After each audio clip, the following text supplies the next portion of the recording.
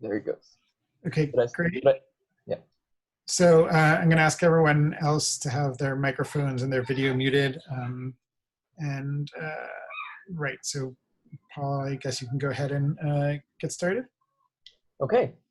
Good afternoon, everyone. Welcome to my defense. Today, I want to tell you about my work applying the quantum Monte Carlo method to study electron-ion correlation, and with a focus on this one project. So I think a lot of us in computational condensed matter share this common goal. That is, we want to quantitatively predict the outcome of condensed matter experiments just from the fundamental laws of physics and the microscopic details of the materials in question. In service to this goal, we need a practical and accurate computational methods that can accurately predict the properties of on the order of 10 to the 23 electrons and ions. Now, this is essentially what Paul Dirac outlined about 90 years ago. Although, of course, he was referring to the Dirac equation written down the year prior. However, relativistic effects to this day are still rather difficult to treat and often included only perturbatively. So I will stick to the equations written down by our old friend Schrodinger. Now, this is the problem that I've been working on this past 6 years and referred to as the electron-ion problem. That is, I want to find the eigenstates of the electron-ion Hamiltonian, which consists of the kinetic energy of the ions, the kinetic energy of the electrons, and the Coulomb interaction between all pairs of particles. In my thesis, I outlined 3 applications of using quantum Monte Carlo to solve this problem in condensed matter, as well as the technical developments that we have to make these studies accurate. Today, in the interest of time, I will cover only one project. Okay, before I dive in though, I want to introduce the quantum Monte Carlo method, first at a high level, then in details. Currently, the most popular electronic structure method is the so-called density functional theory. Now, DFT converts the 3n-dimensional many-body problem into a 3-dimensional problem involving the electronic density. It does this using an energy functional that maps the electronic density to the total energy of the system. If this functional were exact, then DFT can produce exact ground state energy and ground state electronic density. Of course, in practice, this exact functional is not known, so DFT results are approximate, although it is efficient. The problem is that there is no known systematic way to improve a DFT calculation, and one really needs to design a separate density, a separate density functional for each property that you want to calculate. Quantum Monte Carlo, on the other hand, directly tackles the 3n-dimensional many-body problem. It is systematically improvable to obtain the exact results. It uses the same wave function for all properties, although this comes at a fairly hefty computational cost, denoted here by this big scary constant c. Now, the good news is that quantum Monte Carlo has the same scaling as DFT when the system size is large enough. And it can easily take advantage of massively parallel supercomputers. So with the exascale computing project in full swing, I think quantum Monte Carlo will become more and more accessible in the future. There are 2 quantum Monte Carlo methods that I used extensively throughout my thesis, the variational Monte Carlo method and the diffusion Monte Carlo method. A VMC is arguably the simplest quantum Monte Carlo method. It calculates the expectation value of the desired property by directly doing this 3n-dimensional interval using Monte Carlo techniques. The total energy evaluated in VMC is variational, hence the name. Now, the problem is the final quality of the result is entirely determined by this trial wave function. So it's a garbage in, garbage out method. Diffusion Monte Carlo, on the other hand, can be thought of as an automatic way to improve this trial wave function. It uses imaginary time propagation to suppress excited components of a given trial wave function. So at long projection time, it will sample the ground state mixed distribution defined over here. The reason this is practical is because the short time Green function for this imaginary time projection process is drift diffusion and growth and death. So we can simulate this on the computer. This drift term pushes, it allows us to sample configuration space where the trial wave function is large, whereas this growth and death term will adjust the value of the trial wave function depending on the amount of local energy that's there. This sketch on the right shows how the DMC algorithm solves the one-dimensional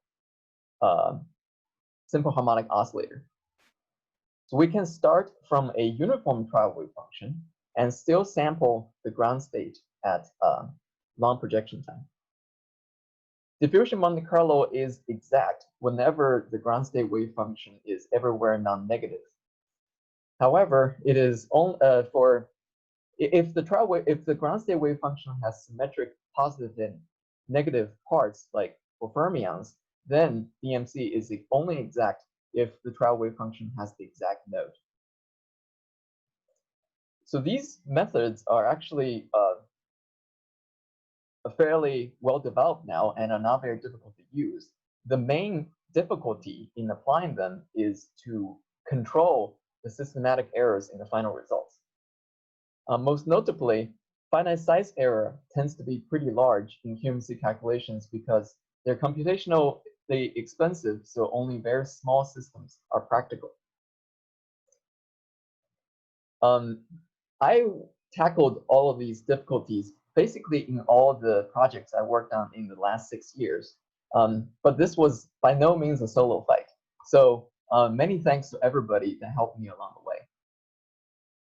Today, I want to focus on this one project where we calculated the electronic momentum density and the Compton profile of lithium. Now, here are the theory and experimental groups that worked on this project. I want to especially thank Nozomu Hiraoka for providing his high-resolution X-ray data, which kicked this project off. I want to mention that this picture right here is not the Compton profile. Rather, it is the three-dimensional momentum density of the electrons in BCC lithium. They are related in the following way. The Compton profile is the Radon transform of the momentum distribution as shown in this equation. These three pictures are snapshots from the program I used to calculate the Compton profile. For example, if you want to calculate the Compton profile along the z direction, we start taking two-dimensional slices out of the three-dimensional momentum distribution. The integral of each slice becomes 1 point on the Compton profile, like so. Now, the keen-eyed among you might have already noticed some interesting features in the Compton profile and the momentum distribution. What do they mean? This brings me to why we study the Compton profile. I think it is really an indirect way for experiments to access the many-body momentum distribution and learn about exchange and interaction. For example, in the free Fermi gas, the signature of exchange is obvious. This discontinuity at the Fermi surface in the momentum distribution will create a cusp in the Compton profile. Electron-electron interaction will reduce the magnitude of this discontinuity and smooth out this cusp a little bit. In this sense, the magnitude of this discontinuity can be taken as a measure of the amount of correlation in the system. finally, in the crystal, electron-ion interaction will introduce secondary Fermi surfaces as the electrons bounce off the lattice into higher boron zones. These will end up being secondary cusps in the Compton profile. So in summary, we want to study the Compton profile in order to bring experiments and simulation together to study the effects of exchange and interaction. Okay. Now, why do we use QM? Just for a second, I don't know if you're going to mention this later, but can you just give us a minute or two explanation how this is experimentally measured? Yes, thanks, Brian, for the great question. This is measured in an elastic X-ray scattering experiment.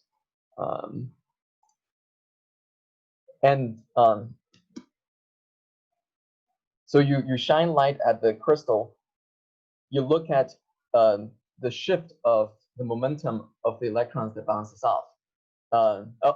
Sorry, the shifting momentum of the photons that bounces off, because the photon scatters off of a distribution of electrons in momentum space by looking at how much the photon energy change, that momentum and energy are transferred to the electrons. And so by studying this scattering cross-section, you can get out the dynamic structure factor, which is related to the momentum, the ground state momentum distribution, when final state interactions are taken into account. Okay, thanks. Okay.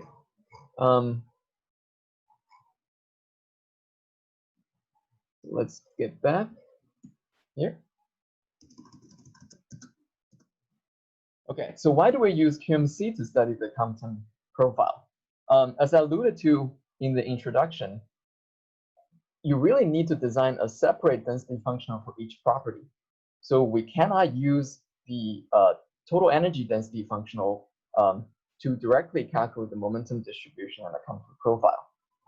Now, the simplest thing to do here is to take the determinant wave function from the Kahn-Sham formulation of density functional theory and just calculate momentum distribution from there. The problem is that this wave function has no electron correlation. So the result will overestimate the value of the jump and the cusp in the Compton profile. So shown here is the Compton profile, and the black line is experiment. The blue line is QMC, while the dashed orange line is DFT. The bottom panel shows the deviation of theory from the experiment. And you can clearly see DFT overestimates the cusp in the Compton profile. And this translates to a significant overestimation of the magnitude of this ZKF in the momentum distribution. Same colors here. The blue line is QMC and the dashed line is DFT. Okay.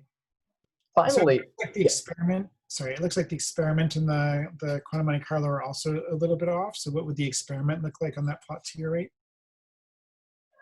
Thanks. That's a great question, Brian. I think I have that plot a little later. I'll show that. But basically, it is smooth, but it has a lot of noise, so it's really hard to see how much this discontinuity is. Basically zero if you plot it. Okay, great. If you have it later, then we can just wait and I'll okay. see it. Thank you. Yeah. So yeah. Paul, I just have a question here looking at this. I guess there's different starting wave functions you can use, if I recall reading in your thesis. And here you're showing us one case here for the quantum Monte Carlo. Is this the best that you were able to obtain, or is this typical, or can you do better? So that's a great question. This is not the absolute best. We used Slater-Jastrow wave function, which is expected to capture 90 to 95% of the correlation in the system. You can introduce the so-called backflow transformation to capture more of that.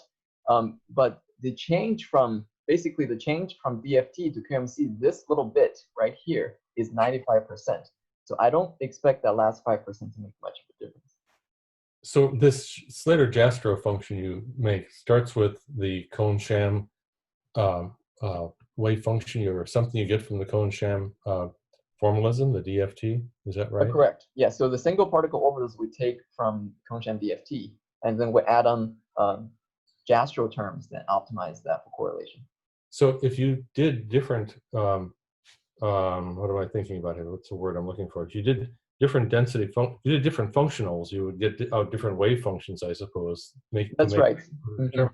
Would they change this picture very much? That's a great question. I think they would, because, but I think we used like somewhat the best functional here. We used local density approximation, and we checked that the Fermi surface is similar to experiment. Basically, there's D van Haas-Alphen experiment that measured the percentage of anisotropy in the Fermi surface, and it matches up with our LDA values. I see. Okay. All right. So that would be a significant metric that you say makes you believe this starting Slater-Jastrow wave function to be the one you want to use. Is that? That's right. That's right. All right. Okay. Good. Thanks. Yeah. Thanks for the great question.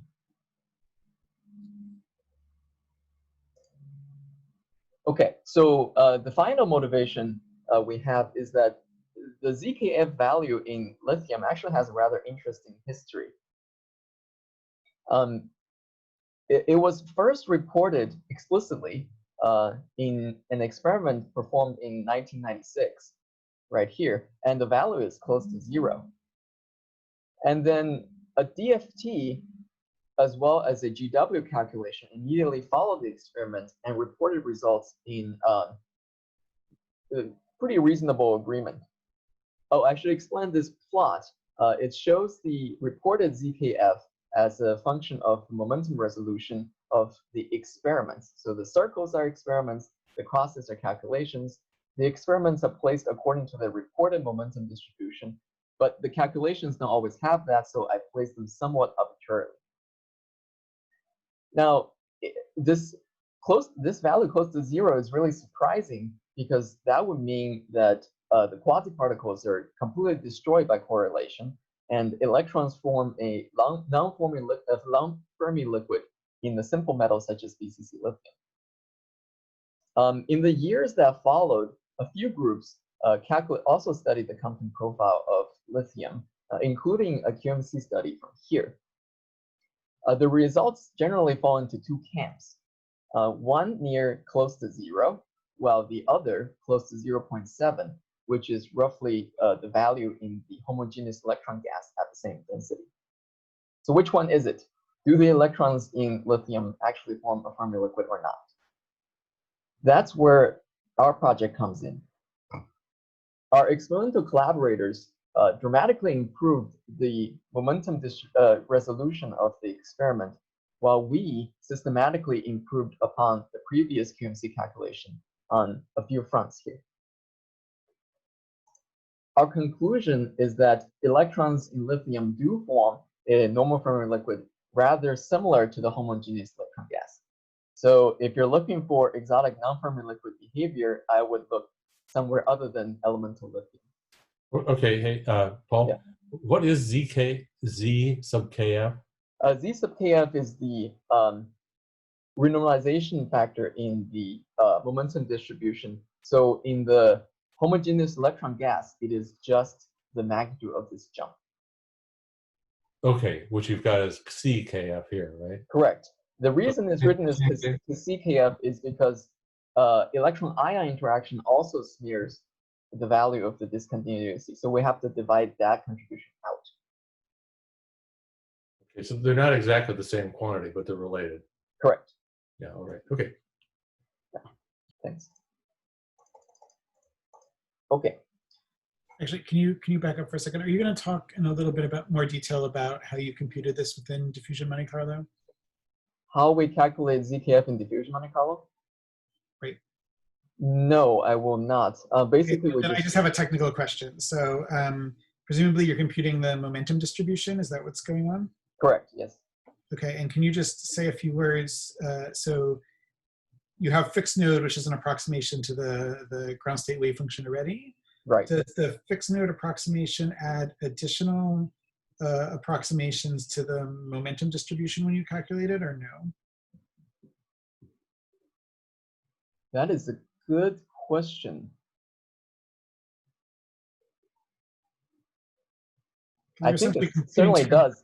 Off diagonal density matrix, right? And so it's the off diagonal density matrix, yes.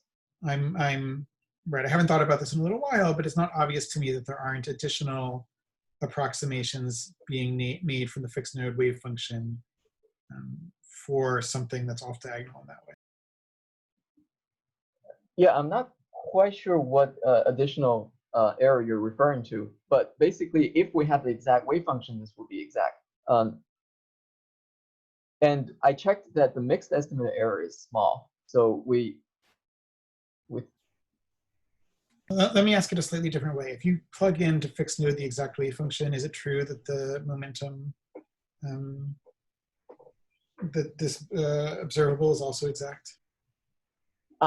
Okay, that's not entirely true because in diffusion Monte Carlo you have the mixed estimate error. But if we had plugged in the exact nodes and ran the calculation and we ran, I don't know, forward walking or reptation to fix the mixed estimate error, then yes, I think it is exact. Okay, and here, are you correcting for the mixed estimator error at all, or no, yes, I'm using linear extrapolation to correct for mixed estimator error. From the VMC, from VMC, yes. VMC. And it's very small. You're saying your VMC Z of K and DMC Z of K are actually very close. Yes, correct. Okay, great, thanks. Yeah, thanks, Ryan.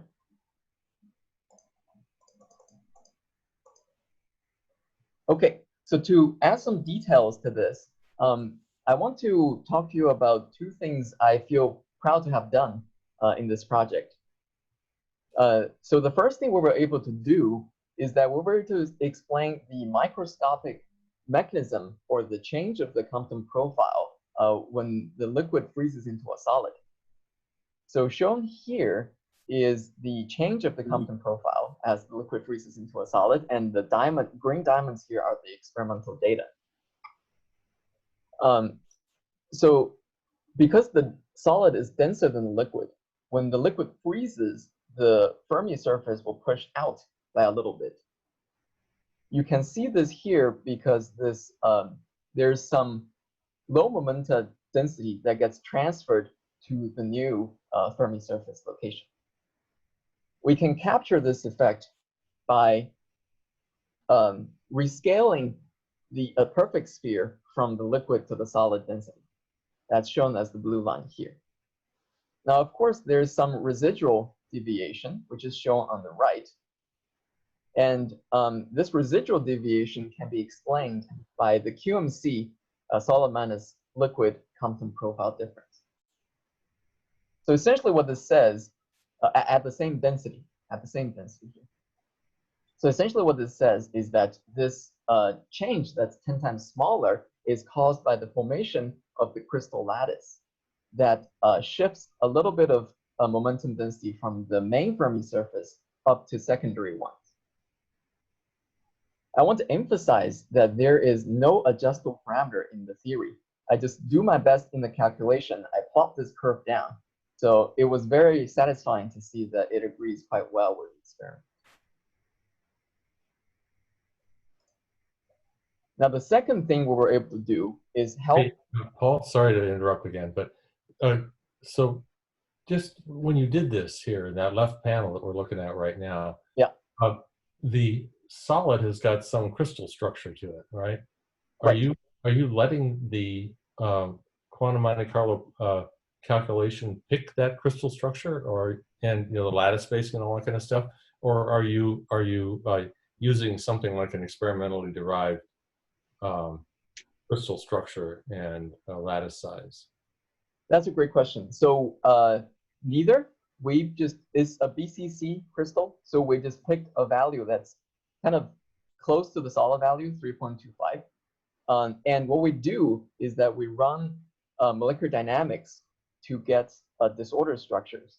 So the lattice constant is close to experiment, but not exactly the same.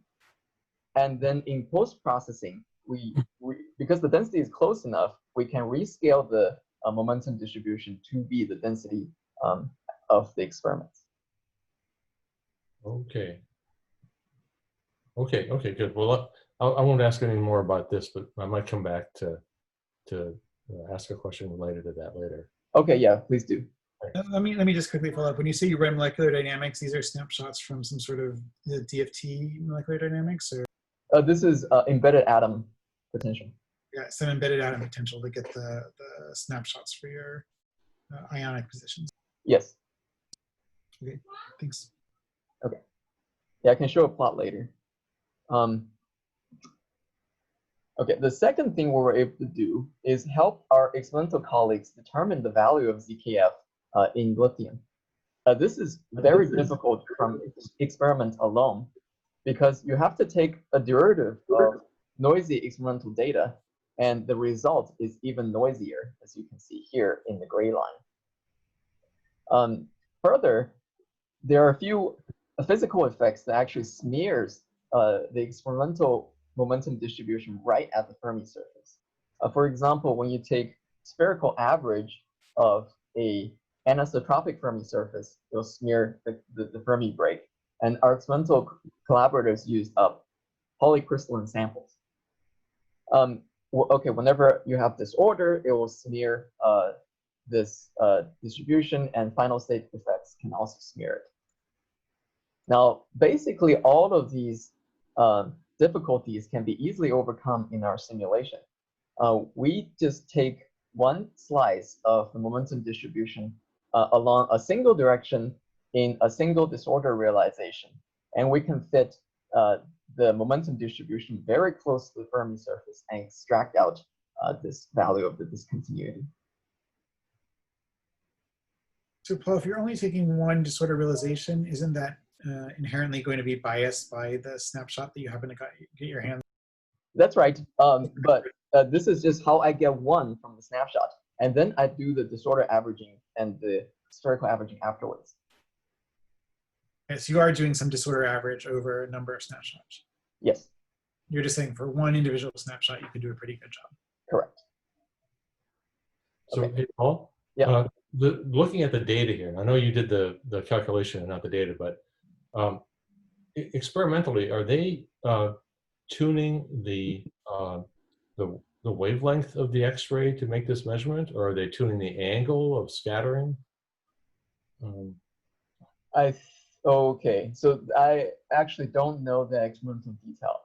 From what I understand, they're not tuning the energy; they're just tuning the angle.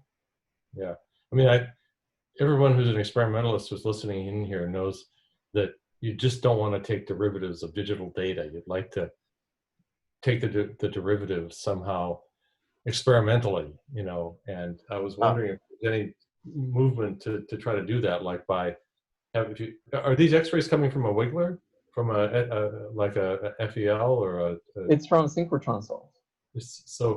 So that synchrotron source could probably have some tunability to it in terms of some aspect of it, maybe the dithering. Yeah, that's not really relevant to our discussion here, but I was just thinking that, boy, that gray curve does look like a hard thing to get. You know, taking the numerical derivatives of that function J of P. Yeah, I was wondering if there's any way to do this experimentally. Apparently, I mean, they just did it from the raw data, and it seems very difficult. Yeah. Okay. Well, anyway, thanks. So Paul, one more question here. So I know this N of X is very sensitive to finite size effects, and you mentioned on an earlier slide that one of the ways you improved compared to previous QMC results was to compensate better for those finite size effects. So could you say a few words about how you did that or what you did? Yeah, actually, thanks for that great question. I won't say a few words. I have 2 more slides that are exclusive about finite size effects. So let me just go into those. Okay. Yeah, so in the last 2 slides, I want to show you the technical improvements that we made to make this calculation accurate. And as Brian alluded to, finite size effect is the main obstacle we have to overcome. So to combat, so the first finite size effect is momentum discretization due to the fact that we use periodic boundary condition in our simulation. In basically all QMC simulations of solids, you use the so-called twisted boundary condition where you allow the wave function to wrap around the box and come back with a phase. When you do that, you are able to sample momentum space more densely. Now, most QMC simulations draw these twists from the canonical ensemble, which enforces the same number of particles at every single twist. This will result in occupation of orbitals outside the Fermi surface at times and missing a few states inside at other times. So what we do is the so-called, we draw these twists from the grand canonical ensemble. So we enforce a sharp Fermi surface. Now this is really important for calculating the magnitude of the discontinuity, because if you were to use canonical twist average for this, we would get a bias that lowers the value of the discontinuity. So this was very important. Are these your figures to the left here? Yes, these are. Okay, and if you put in some sort of twist like this, your wave function is no longer, your Hamiltonian is no longer real. Is that correct? Yes, that's correct. So you can no longer do fixed nodes. You're doing some sort of fixed phase approximation or something? We are doing fixed phase, yes. And you're getting the phase of the trial wave function again just by some variational Monte Carlo optimization. Well, the phase of the wave function is determined by the twist. And we don't allow it to change in the diffusion Monte Carlo, so that's like You're not re-optimizing for each one of these twist parameters, is what I'm hearing. Oh, that's a good point. So do I re-optimize for each twist? I don't. I tried re-optimizing at a few twists, and the results were very similar, but they differ by a little bit of noise. I think by re-optimizing, I'm essentially just introducing more noise into the simulation. I mean, the only part I re-optimize are the Jastro, which are completely positive, non-negative. So I don't think it will affect the final QMC result. Okay, so you do a single optimization, no twist, and then your trial wave function and your Hamiltonian, your trial wave function stays the same. Your Hamiltonian changes by the twist parameter. Correct, yes. And then DMC takes care of the bosonic parts, right? But orbitals also depend on the twist, right, from the DFT? The number of particles is determined from the LDA Fermi energy. Well, what about the single particle orbitals? The single particle orbitals are taken from LDA as well. But those don't have a twist dependence? Oh, I mean, yes, they do. Okay, so those do depend on the twist, you're right. Okay, so your wave function is changing. Sorry, what are you optimizing in your wave function? Let's start with that. Okay, yeah. So I basically, at each twist, I get the LDA orbitals at that twist. I put the same optimized Jastro on top of that. So I optimize the Jastros at one twist and use it for all of them. Yeah, so your optimization doesn't optimize the orbitals at all. You're just using the orbitals coming from LDA. No, they don't optimize the orbitals. Okay, and then even under twists, are those orbitals strictly real, or they have some complex piece? They have complex components, so the wave function is complex. And that's why the fixed phase actually becomes important, because your wave function has changed because the single particle orbitals are different, and so you have a complex component running around. Right. Okay, great. Okay, thanks. All right, so I was saying, okay, so we use grand canonical twist averaging to take care of this orbital occupation issue. Now, this is not the end of the story, because this is only a one-body finite-size error. Because QMC is a correlated many-body method, we also have to correct finite-size error in the correlation. So this error arises because when we move one electron in the simulation cell, all of its periodic images move. Now, because the wave function has long-range components, all of these electrons will contribute to the momentum distribution when we really just want the contribution from one electron. Now, so these extraneous terms must be corrected for.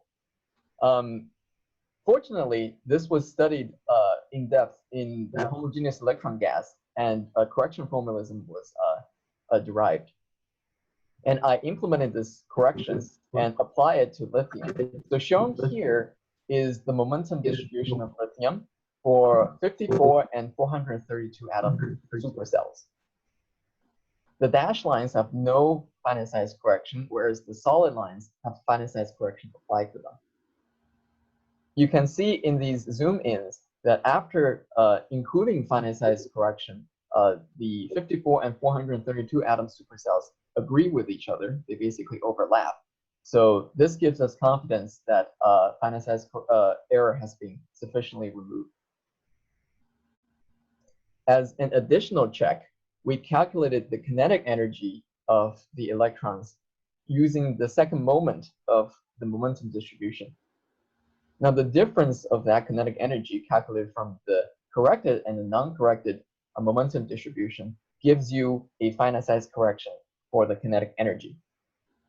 And we checked this against a 1/n extrapolation of the electronic kinetic energy shown here. So the circles are raw QMC data with the kinetic energy from the momentum distribution added, and they agree very well with the thermodynamic limit of this 1/n extrapolation.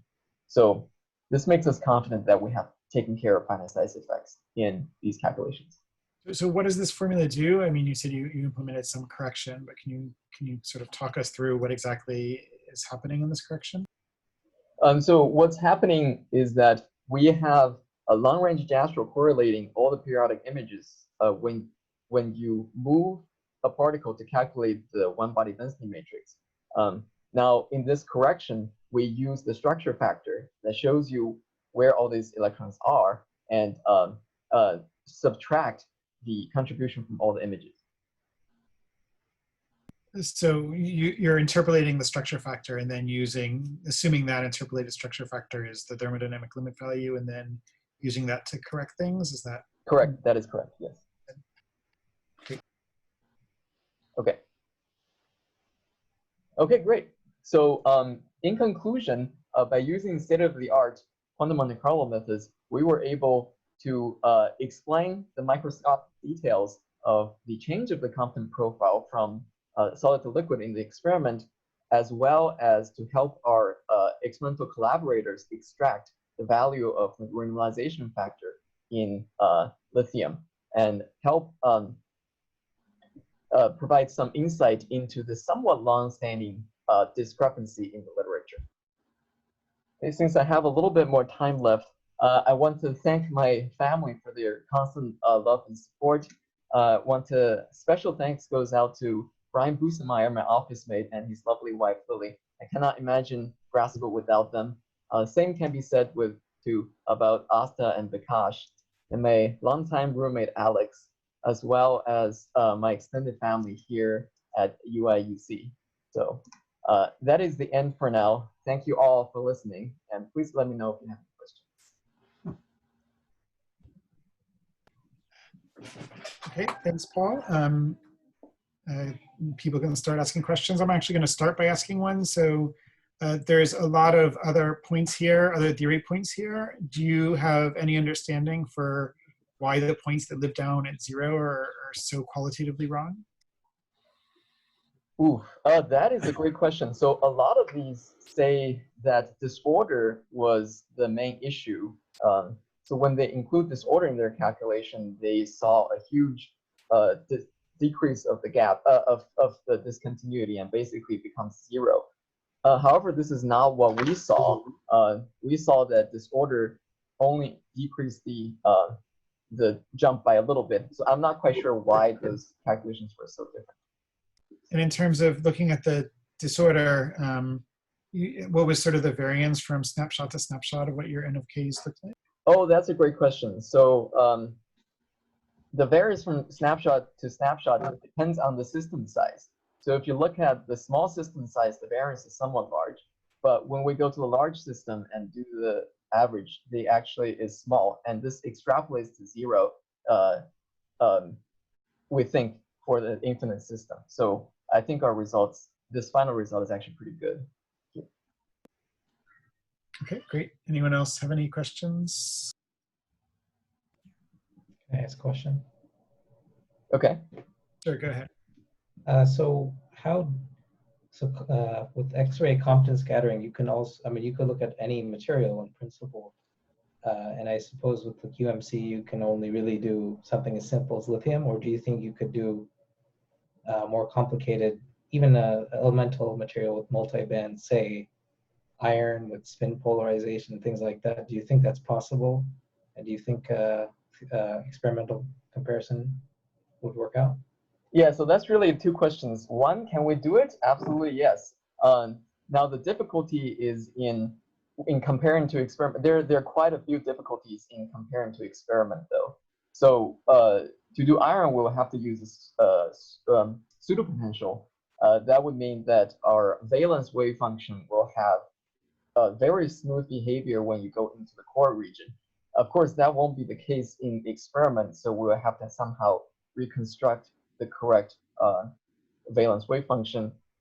And because it's a heavier metal, the core contribution will be more severe. So I would expect you will get a more severe effect from final state interaction. So it will be more smeared in the experiment. I'm not sure how good the comparison would be.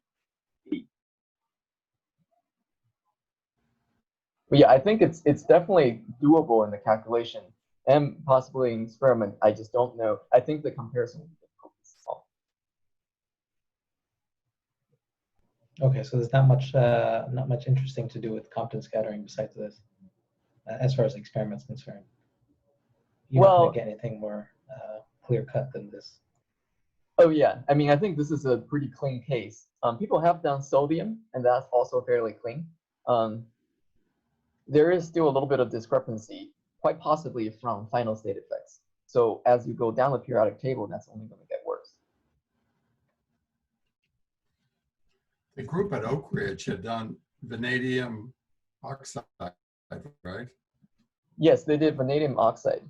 Although the absolute Compton profile did not agree, it's the difference that that was similar. Oh, hello? Oh, hey, Paul, I actually have a question.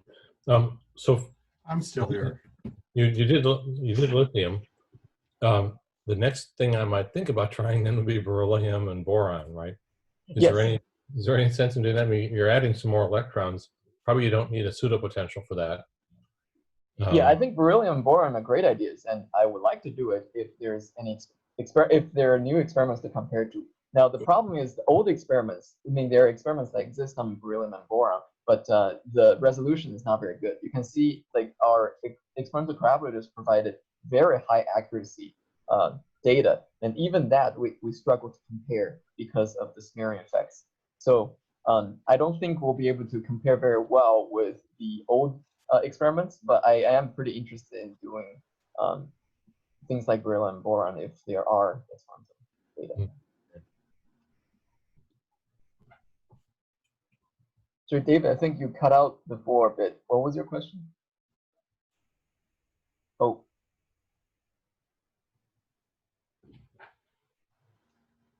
Oh.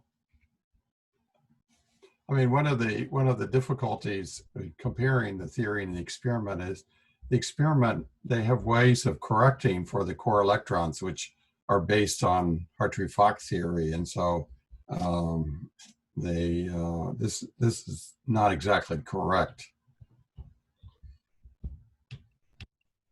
So the more core states you have, the bigger a problem it is. Right. Yeah, I think more and more problems will pop up as you go down the periodic table. The first two rows should be okay.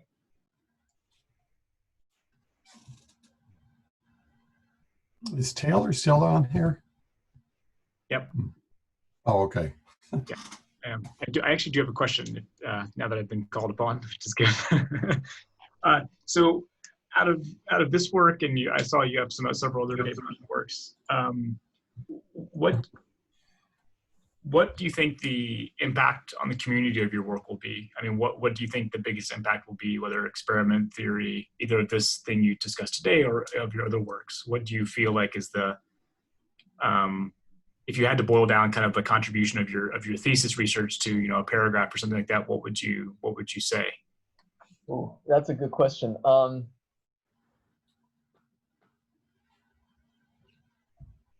I would think I think in this work we discussed a lot of the technical details that we had to get correct in order to get agreement with the experiment. So I am hoping that my contribution will be to show the community how carefully you have to consider and correct all of the effects and really discuss them in detail before you make a prediction on the experiment or like an accurate comparison. So for example, I would hope that the community would be more likely to use grand canonical twist averaging from now on. And something I didn't mention is long-range Jastrow factor is really important, and as well as the finite size correction for the momentum distribution. So you would say, just to refine what I'm asking a little bit, so you would say then the main contribution of lithium work is not the result, it's actually the methodology that says this is the way you should approach these problems. I would say so. I think the result was not too surprising, but yeah, the methodology of getting there is somewhat new, and I think we've done a good job of summarizing everything.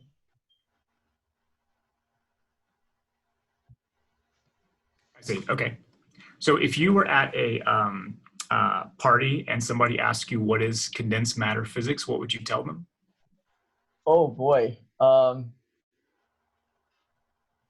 I think it's the study of emergent phenomena, right? I think it is the study of what happens when you bring on the order of 10 to the 23 particles together and let them have simple interactions. What kind of crazy behavior can you get? That's what I would say. Okay, let me Okay. back it up a little further. So if you have living grandparents, if you had to tell your grandparents what is condensed matter physics, what would you tell them? Oh, I would say I can predict the properties. Okay, how hard something is going to be, how warm it can get when you heat up, just of everyday objects, just from first principles. So we can predict what a material how a material will behave, just given fundamental laws of physics and the makeup of the material. Okay, great, thanks. Okay, thanks, Taylor.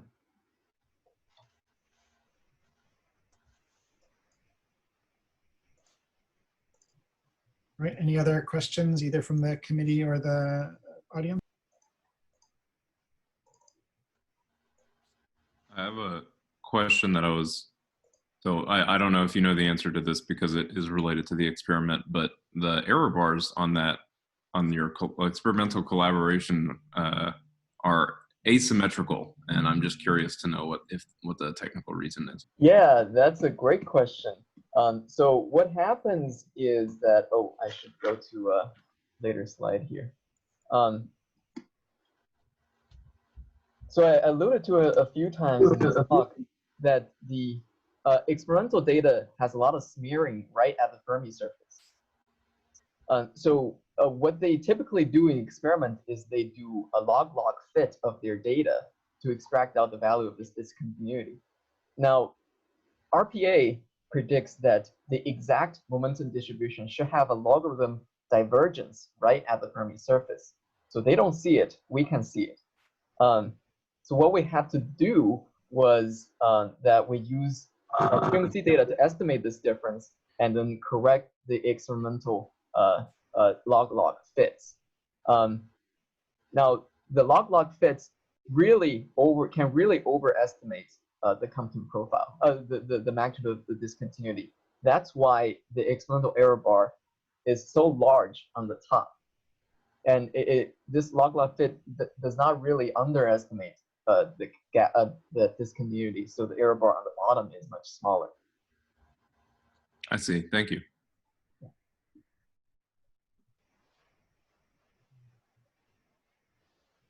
Great. Any additional questions?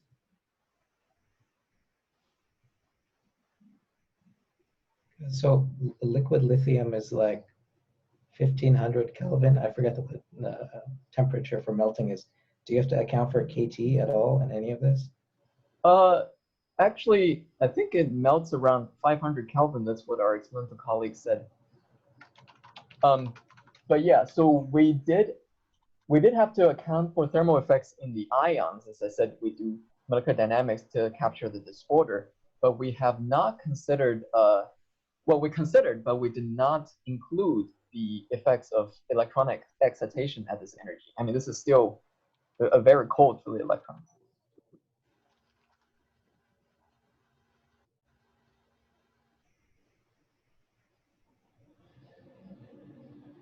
Thanks. Any more questions?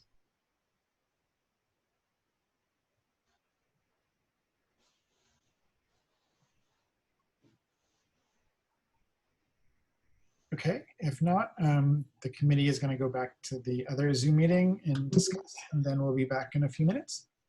Okay. Okay. See ya.